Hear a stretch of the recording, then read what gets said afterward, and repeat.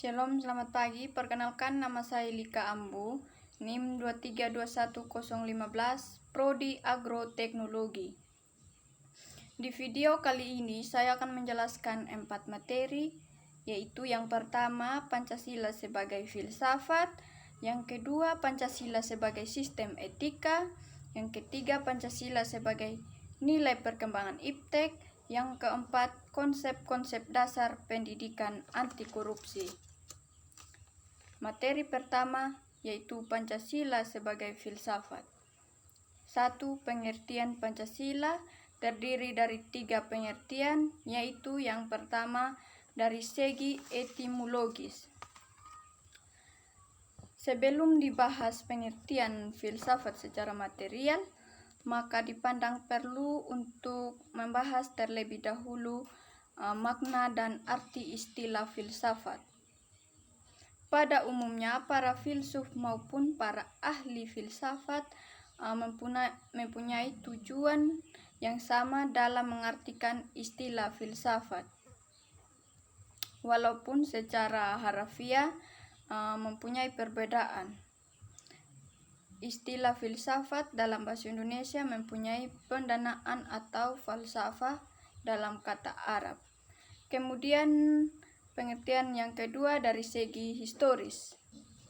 Dari segi historis itu istilah filsafat digunakan oleh Pythagoras, seorang ahli matematika filosof dari Yunani.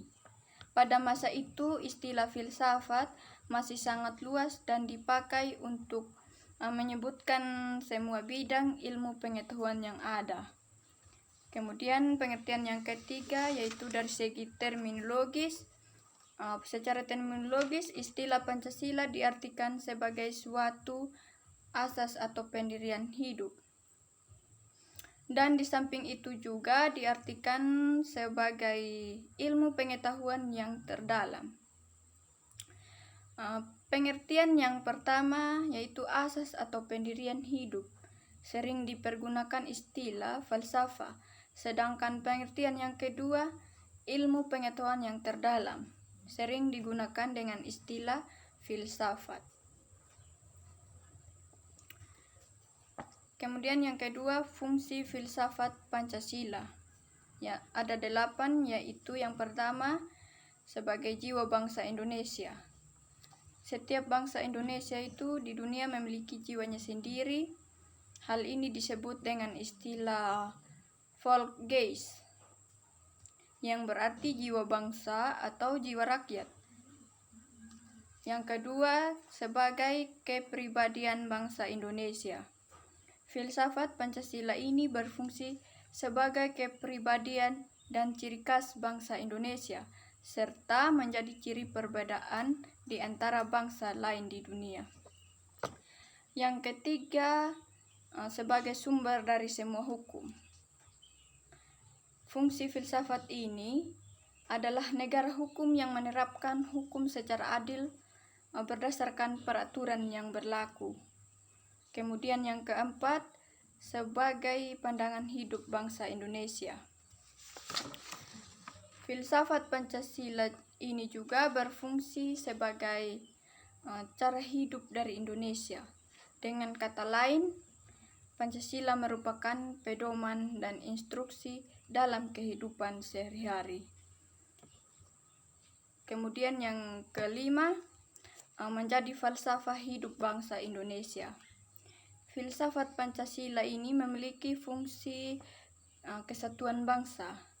Hal ini dikarenakan pandangan bahwa Pancasila mengandung nilai kepribadian yang paling tepat dan sesuai dengan bangsa Indonesia. Kemudian yang keenam, sebagai dasar negara.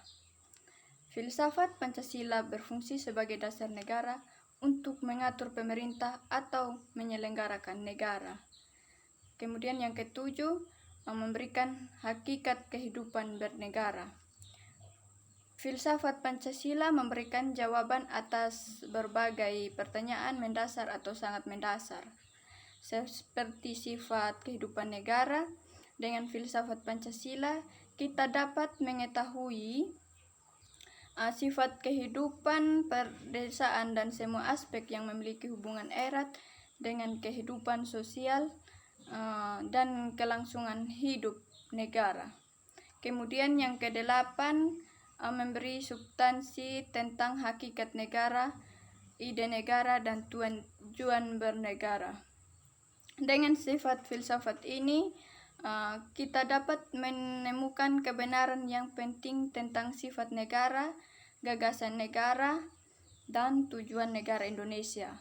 Hal ini dikarenakan adanya substansi yang memiliki kebenaran universal bagi bangsa Indonesia selama berabad-abad. Kemudian yang terakhir, menjadi perangkat ilmu kenegaraan. Fungsi Pancasila yang terakhir ini ialah sebagai perangkat ilmu pengetahuan yang berbeda, khususnya ilmu pengetahuan yang berkaitan dengan kehidupan negara. 3. Aliran-aliran filsafat dibagi atas 3, yaitu yang pertama, materialisme. Materialisme adalah paham filsafat yang meyakini bahwa esensi kenyataan, termasuk esensi manusia, bersifat materialis atau fisik.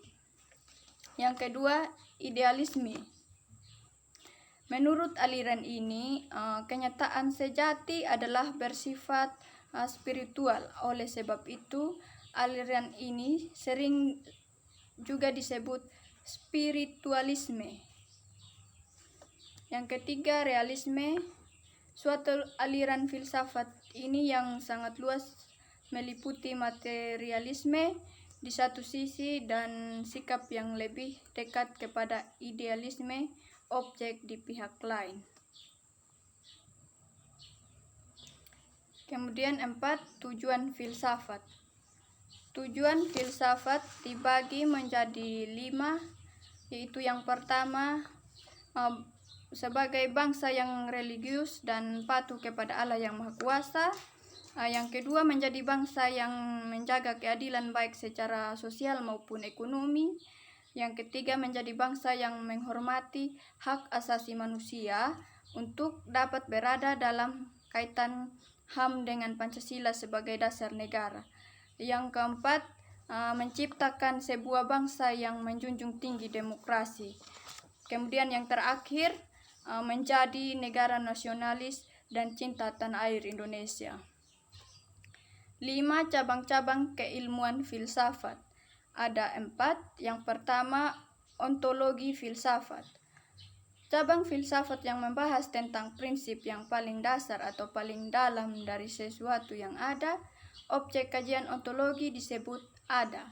Maksudnya, berupa benda yang terdiri dari alam, manusia individu, umum, terbatas, dan tidak terbatas atau jiwa. Kemudian yang kedua, epistemologi. Merupakan suatu cabang utama filsafat yang khusus mengkaji tentang teori ilmu pengetahuan. Yang ketiga, aksiologi. Merupakan cabang filsafat ilmu yang mempertanyakan bagaimana manusia menggunakan ilmunya. Terus yang terakhir, logika, yaitu cabang filsafat tentang berpikir. Logika ini membicarakan tentang aturan-aturan berpikir agar dengan aturan-aturan tersebut dapat mengambil kesimpulan yang benar. Kemudian yang 6, asal mula Pancasila, dasar filsafat. Yang pertama, dasar ontologis. Dasar ontologis pada hakikatnya adalah manusia yang memiliki hakikat mutlak atau monopluralis atau monodualis. Karena itu juga disebut sebagai dasar antropologis. Kemudian yang kedua, causa materialis. Causa materialis atau bahan dari Pancasila adalah bangsa Indonesia, terdapat dalam adat kebiasaan kebudayaan. atau Pancasila budaya, dan agama-agama atau Pancasila religi. Kemudian yang ketiga, causa formalis. Causa formalis atau asal mula bentuk atau bangun, dan causa finalis atau asal mula tujuan dari Pancasila atau Bung Karno yang kemudian bersama-sama Bung Hatta sebagai pembentuk negara.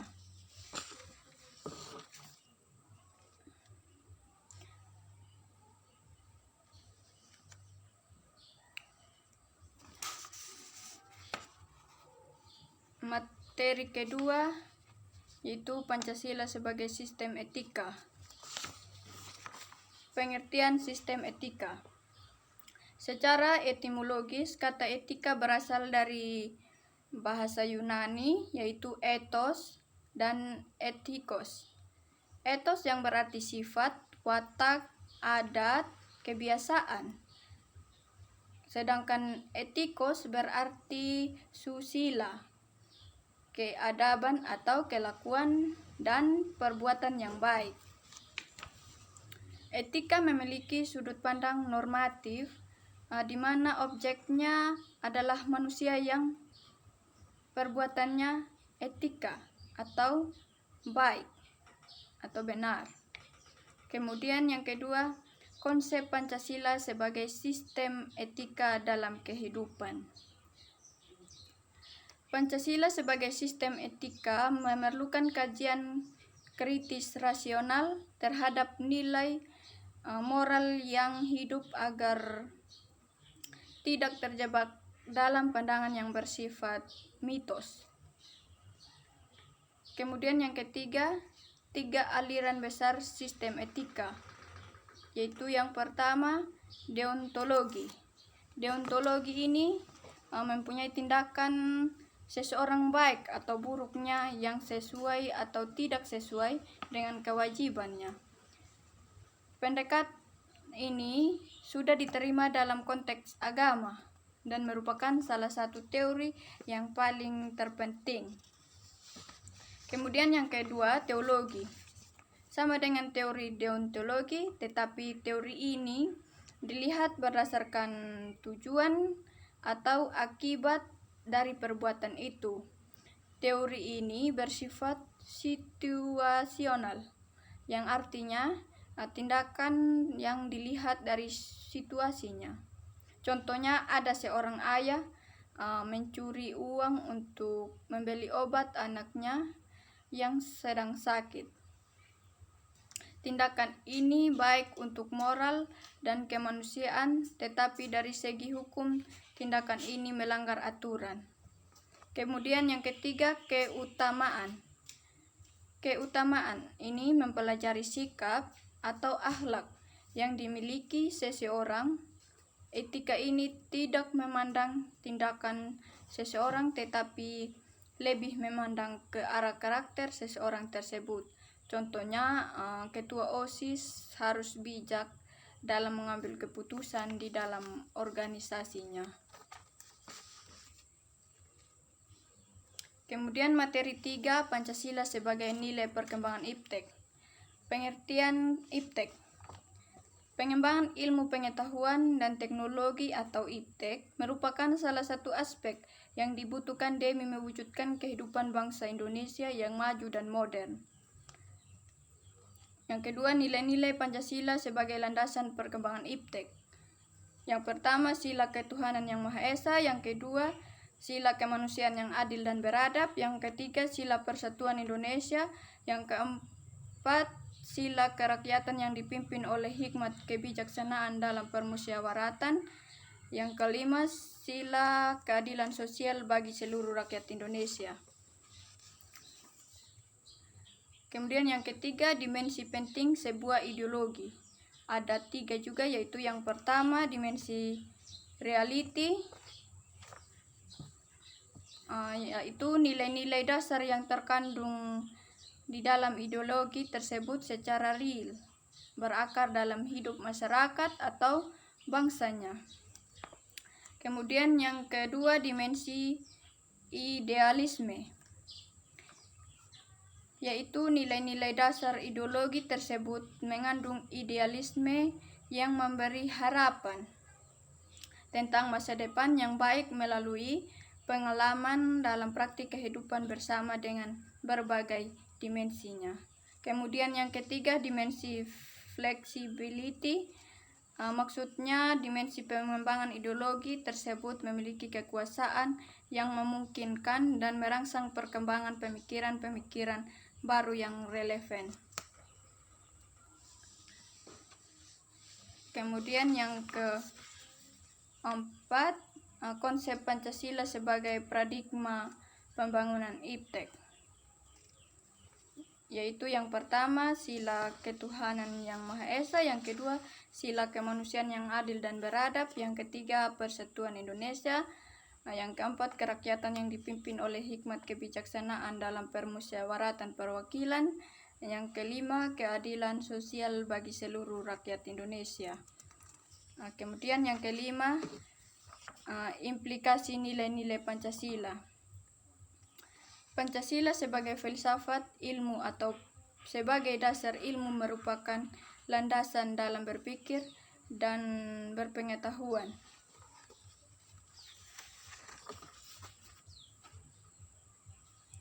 Materi 4, konsep-konsep dasar pendidikan anti korupsi. Yang pertama, pengertian anti korupsi atau PAK adalah sebuah gerakan budaya dalam membutuhkan nilai atau anti korupsi sejak dini. Kemudian yang kedua, nilai-nilai anti korupsi. Yang pertama kejujuran, yang kedua kedisiplinan, yang ketiga kepedulian, yang keempat tanggung jawab, yang kelima kerja keras, yang keenam kesederhanaan, yang ketujuh kemandirian, yang kedelapan keberanian, yang kesembilan keadilan. 3 makna dari nilai-nilai anti korupsi. Yang pertama, kejujuran diarahkan untuk membangun integritas yang tinggi. Kemudian yang kedua, kedisiplinan digunakan untuk menaati hukum dan norma-norma. Yang keempat, ketiga kepedulian merupakan bentuk kepekaan pada lingkungan. Kemudian yang keempat, tanggung jawab adalah kesadaran untuk menunaikan amanah. Yang kelima, kerja keras merupakan bentuk pengabdian yang sebaik-baiknya. Yang keenam, kesederhanaan, yaitu bergaya hidup tidak boros dan tidak mewah. Kemudian yang ketujuh, kemandirian merupakan tanda tidak mudah bergantung pada orang lain. Yang kedelapan, keberanian adalah mampu melaporkan kecurangan dan berani memperbaiki diri. Kemudian yang terakhir, keadilan, yaitu adil di dalam menerapkan hukum. Yang terakhir, 4, yaitu 3 konsep nilai anti korupsi, yaitu nilai inti, etos kerja, dan nilai sikap. Nilai inti dari anti korupsi yaitu jujur, tanggung jawab, dan disiplin. Ketiga nilai ini sudah menjadi suatu kewajiban kepemilikan untuk para pelayan negara dalam menjalankan tugas-tugas yang diberikan. Dengan memiliki nilai-nilai tersebut, maka akan selaras dengan etos kerja yang mandiri, kerja keras, dan sederhana. Selanjutnya, nilai inti serta etos kerja dapat dicerminkan melalui sikap yang berani, peduli, dan adil, sesuai dengan modul integritas untuk umum milik KPK. Integritas adalah bertindak dengan cara yang konsisten dengan apa yang dikatakan. Contohnya nilai-nilai anti korupsi yang sama dengan nilai-nilai integritas. Integritas dapat berperan dengan baik dalam upaya membenarkan nilai integritas, karakter dan moral bangsa yang mendukung sikap anti korupsi. Sekian dari hasil presentasi saya. Sekian dan terima kasih.